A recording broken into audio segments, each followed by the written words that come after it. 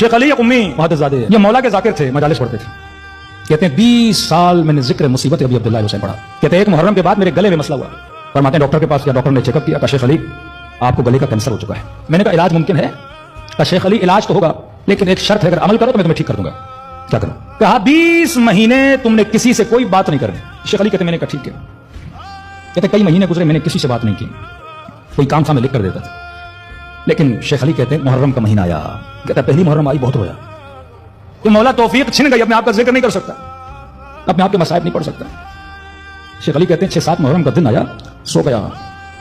کہتے خواب کے عالم میں غالباً اپنے بابا کو یا کس کو دیکھا، وہ کہہ رہے تھے کہ شیخ علی اس کمرے میں رسول خدا بیٹھے ہیں اور امام حسین بیٹھے ہیں، اور مجھے کہہ رہے ہیں کہ شیخ علی کو بلاؤ ہمارے لیے ذکر مصیبت کرے.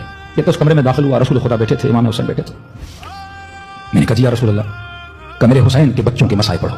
یا رسول اللہ میں کیسے جرأت کر سکتا ہوں؟ یا رسول اللہ میرا گلا خراب ہے، کینسر کا مریض ہوں، کہ اللہ تجھے شفا دے گا. کہ کون سی مصیبت پڑھوں؟ کہ شیخ علی میرے حسین کی 4 سالہ بچی کے مسائل پڑھو. شیخ علی کہتے خواب میں لرز گیا کہ حسین کے سامنے سکینہ کیسے پڑھوں، رسول خدا کے سامنے سکینہ کے مسائل کیسے پڑھوں، جناب رقیہ کے مسائل کیسے پڑھوں. شیخ علی کہتے ہیں میں نے ایک جملہ پڑھا بس زبان جناب سکینہ، بس یہ جملہ کہنا تھا، رسول خدا غش کھا کے گر گئے. پوچھا شیخ علی تم نے کون سا جملہ پڑھا؟ میں نے کہا جب بابا کا سر آیا نا، یہ بچی رو کے یہ کہنے لگی کہ بابا میرا رخسار چھوٹا تھا، ظالم کا ہاتھ بڑا تھا.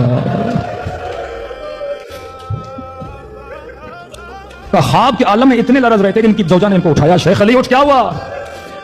نیند سے اٹھا، پسینے سے گیلا. کیا ہوا؟ کہ خواب میں رسول خدا آئے، سکینہ کے مسائل پڑے، رسول بے ہوش ہو گئے. شیخ علی کہتے ہیں ایک مرتبہ گلے کی طرف نگاہ کی، اللہ نے مجھے شفا دی. کہتے ہیں شیعوں مجھے اس خواب سے 2 چیزیں سمجھ میں آئیں. ایک تو رسول کو سکینہ کے مسائل بڑے پسند ہے، دوسرا اگر شفا چاہتے ہو بیماریوں سے تو خدا کو سکینہ کا واسطہ دیا کرو.